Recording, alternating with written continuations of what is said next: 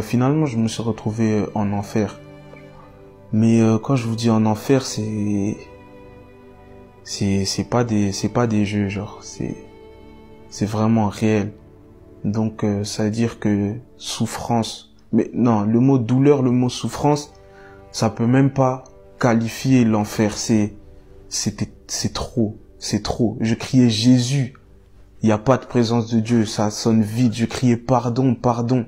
Ça sert à rien, ça change rien, t'y es déjà. Le temps, il passe pas. 1 seconde, 2 secondes, comme là je suis avec vous, je parle. Le temps ne passe pas, tu peux pas compter les secondes. 1 seconde, peut-être c'est 100 ans. Il n'y a pas de temps. Et donc j'étais là, j'étais en train de souffrir, je criais, j'avais des ondes bizarres, j'implosais, je comprenais pas. En fait, c'était mon âme, mais je comprenais vraiment pas, c'était une douleur inqualifiable. Et maintenant, je vois ma mère en train de prier pour moi la nuit et pleurer. Il faut savoir que chaque larme qui coulait du visage de ma mère, ce que j'ai payé pour ça, c'était trop. C'était vraiment trop. C'est une douleur, même le mot douleur, c'est pas assez. Ensuite, il faut savoir que avant je faisais du rap. Je m'efforçais à essayer de me faire un nom, etc., à faire des choses pour qu'on entende parler de moi. Donc, ça veut dire que logiquement, j'influençais des personnes derrière moi. Et maintenant, chaque personne, on va dire que j'ai influencé, j'ai payé pour ces personnes-là. Chaque personne qui voulait m'imiter, j'ai payé pour ces personnes-là.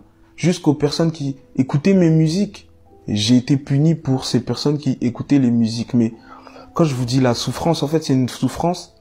T'es là, mais tu ne peux pas l'assumer. Donc ça veut dire que c'est trop. T'es là, parce que tu peux pas t'échapper, mais t'es en saturation, c'est impossible. Ce n'est pas fait pour les hommes. L'enfer, ça a été créé pour ceux qui ont conspiré contre Dieu, pour Lucifer et les démons, les anges déchus qui ont conspiré contre Dieu. C'est fait pour des créatures spirituelles, si je puis dire. C'est pas fait pour nous, les hommes. On peut pas assumer ça.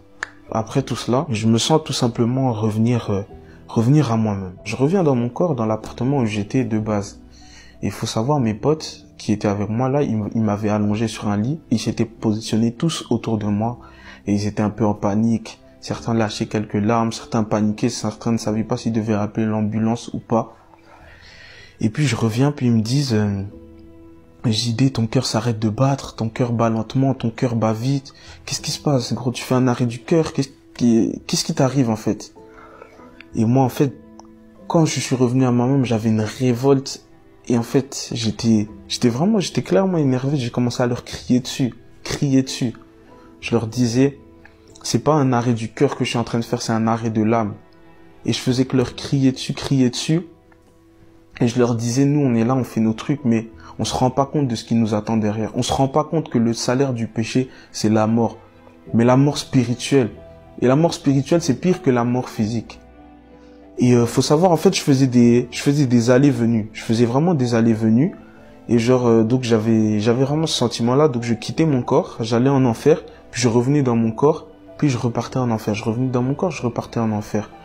Et moi, je comprenais pas. Je leur disais, mais attendez, c'est de la torture. Donc moi, je vais mourir devant vous, mais je vous aurais dit ce que c'est l'enfer. Donc moi, je vais être l'exemple, la leçon pour tout le monde. En fait, j'étais vraiment révolté. Je leur disais, vous pouvez pas aller où je suis. Vous pouvez pas aller là-bas. C'est pas fait pour nous. C'est impossible. Donc moi, je leur criais dessus. Puis d'un coup, ma langue a commencé à brûler. Comme s'il y avait une lueur qui était dans ma bouche.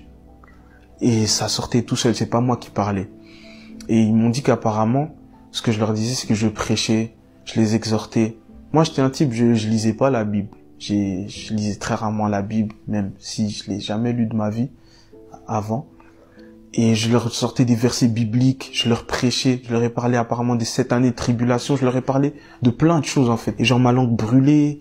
Et moi, je voulais juste dire, les gars, évitez l'enfer, mais il y a tout ça qui sortait de ma bouche et je contrôlais pas ce qui sortait de ma bouche. Comme je vous ai dit, l'enfer, il n'y a pas de temps. Donc, c'est-à-dire, quand je revenais, je vous promets, j'avais l'impression d'être super vieux. J'avais l'impression peut-être d'être parti 200 ans, 100 ans, 10 ans. Alors que peut-être je faisais des allées-venues de quelques secondes, mais j'avais l'impression vraiment d'être parti longtemps. Et quand je revenais, j'avais le sentiment d'être encore plus vieux. Donc, à un moment, dans ces montées-descentes, j'ai ressenti un poids, mais c'est pas un poids que tu peux porter. C'est un poids vraiment qui me tirait de l'intérieur et je me sentais encore descendre. Et je disais, les gars, tenez-moi, c'est trop lourd. Et comme je vous ai dit, dans cet état-là, j'étais conscient d'un peu de tout. Donc ça veut dire que je disais, les gars, je suis en train de je suis en train de porter le poids de vos péchés. Là, je vais descendre parce que je porte le poids de vos péchés, c'est trop lourd. Et ils essayaient de me tenir, mais ils tenaient mon corps, pas mon âme. Donc mon âme était en train de redescendre. Et j'étais en train de crier et tout. Puis j'ai dit, mais attendez, en fait, là, je suis en train de porter le poids des péchés de vous, ici, mes 5 amis qui êtes autour de moi.